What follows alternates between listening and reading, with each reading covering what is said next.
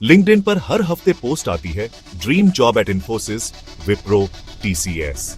लेकिन क्या सच में ये ड्रीम है या सिर्फ एक corporate illusion?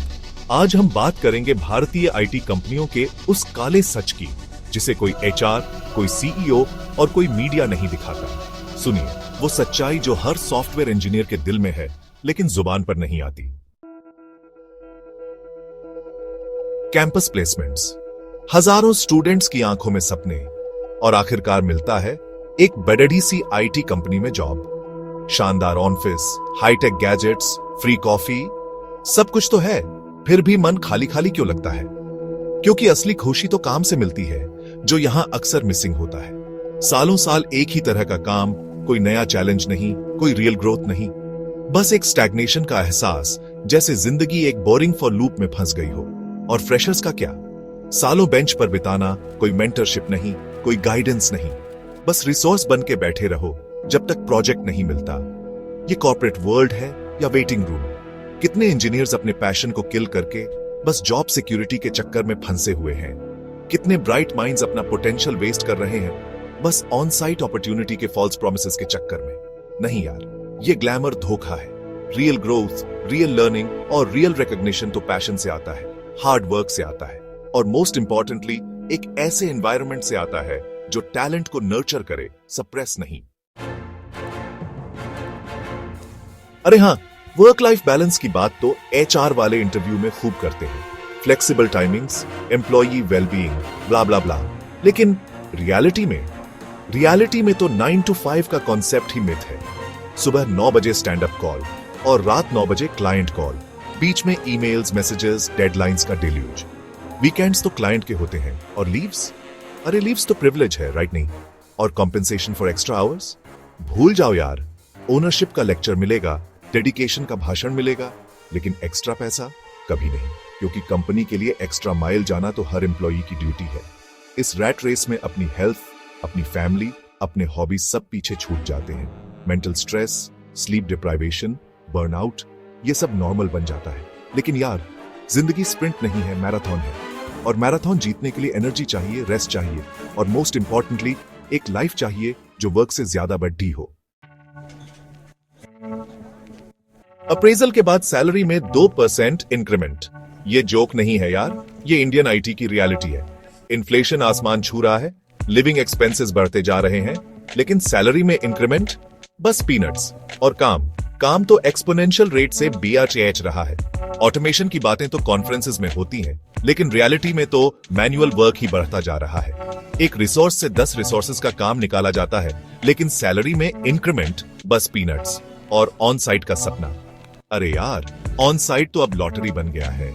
Visa rejections, project cancellations, और कितने एक्सक्यूजेस।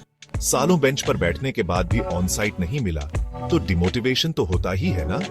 लेकिन यार, हार्ड वर्क की वैल्यू तो होनी चाहिए, टैलेंट की रिकॉग्निशन तो होनी चाहिए, और मोस्ट इंपॉर्टेंटली फेयर कॉम्पेंसेशन तो होना ही चाहिए, क्योंकि पैशन से पेट नहीं भरता, सैलरी से भरता है। अपस्किलिंग, रिस्किलिंग, फ्यूचर प्रूफिंग, ये बज़वर्ड्स तो हर एचआर प्रेजेंटेशन में सुनाई देते हैं, लेकिन सच बताऊं तो रियलिटी में तो लर्निंग बस मैंडेटरी ऑनलाइन कोर्सेज तक ही लिमिटेड है। नए टेक्नोलॉजी सीखने का कोई टाइम नहीं, कोई अपॉर्चुनिटी नहीं। सालों पुराने प्रोजेक्ट्स पर काम करो, आउटडेटेड टेक्नोलॉजीज पर काम करो, और इनोवेट करने की एक्सपेक्ट करो। ये कैसे पॉसिबल है यार? कुछ पैशनेट सोल्स रात को सेल्फ लर्निंग करते हैं, ऑनलाइन कोर्सेज करते हैं, नए स्किल्स सीखते हैं, लेकिन क्या ये फेयर है? क्या लर्निंग की रिस्पॉन्सिबिलिटी सिर्फ एम्प्लॉई की होनी चाहिए? नहीं यार, कंपनीज को भी इन्वेस्ट करना चाहिए अपने एम्प्लॉइज के लर्निंग में। ट्रेनिंग प्रोग्राम्स प्रोवाइड करने चाहिए, अपॉर्चुनिटीज देने चाहिए नए टेक्नोलॉजीज पर काम करने का, क्योंकि लर्निंग एक कंटिन्यूअस प्रोसेस है, और ये सिर्फ एम्प्लॉई की नहीं, कंपनी की भी रिस्पॉन्सिबिलिटी है। वेलकम टू द फैमिली, ये लाइन तो हर एचआर ने कितनी बार बोली होगी। ज्वाइनिंग के टाइम तो एचआर वाले बेस्ट फ्रेंड बन जाते हैं, लेकिन उसके बाद तो एचआर डिपार्टमेंट इनविजिबल हो जाता है। टॉक्सिक प्रोजेक्ट में फंसे हो, अब्यूसिव मैनेजर से परेशान हो, मेंटल हेल्थ स्ट्रगल से जूझ रहे हो, कोई नहीं सुनेगा यार। एचआर तो सिर्फ कंपनी पॉलिसीज और लीव रिजेक्शंस के लिए होता है। रेजिग्नेशन के टाइम तो एचआर वाले एक्सपर्ट नेगोशिएटर्स बन जाते हैं। काउंटर ऑफर देंगे, बेटर अपॉर्चुनिटीज का प्रॉमिस करेंगे, बस एम्प्लॉई को जाने नहीं देंगे। लेकिन यार, जब एम्प्लॉई काम कर रहा था तब ये कंसर्न कहां था? नहीं यार, एचआर को ह्यूमन होना चाहिए, रिसोर्स नहीं। एम्प्लॉइज की प्रॉब्लम्स को समझना चाहिए, उनकी वेल बीइंग का ख्याल रखना चाहिए, क्योंकि हैप्पी एम्प्लॉइज ही प्रोडक्टिव एम्प्लॉइज होते हैं। We are a family, go the extra mile, be proactive, ये सब पॉजिटिव साउंडिंग फ्रेजेस हैं, लेकिन इनका यूज अक्सर एक्सप्लॉयटेशन को जस्टिफाई करने के लिए किया जाता है। वी आर अ फैमिली का मतलब है कि तुम फैमिली टाइम सैक्रिफाइस करके लेट तक काम करो। गो द एक्स्ट्रा माइल का मतलब है कि तुम अपनी हेल्थ और वेल बीइंग को इग्नोर करके अनरियलिस्टिक डेडलाइंस को मीट करो। और बी प्रोएक्टिव का मतलब है कि तुम ऑलवेज ऑनलाइन रहो, चाहे तुम वेकेशन पर हो या सिक लीव पर। ये टॉक्सिक पॉजिटिविटी का कल्चर है यार, जहां नेगेटिव इमोशंस को सप्रेस किया जाता है और बर्नआउट को डेडिकेशन का बैज ऑफ ऑनर माना जाता है। नहीं यार, हेल्थी वर्क कल्चर वो होती है जहां बाउंड्रीज का रिस्पेक्ट हो, जहां वर्क लाइफ बैलेंस को वैल्यू की जाती हो और जहां एम्प्लॉइज को ह्यूमन बीइंग्स के रूप में ट्रीट किया जाता हो, रिसोर्सेज के रूप में नहीं। इंडियन आईटी कंपनीज ने भारत को ग्लोबल मैप पर रखा है, इसमें कोई शक नहीं। लेकिन अगर टैलेंट को दबा के रखा जाएगा, बर्नआउट को नॉर्मल माना जाएगा और लर्निंग को इग्नोर किया जाएगा, तो यही आईटी इंडस्ट्री अपने ही युवाओं को खत्म कर देगी।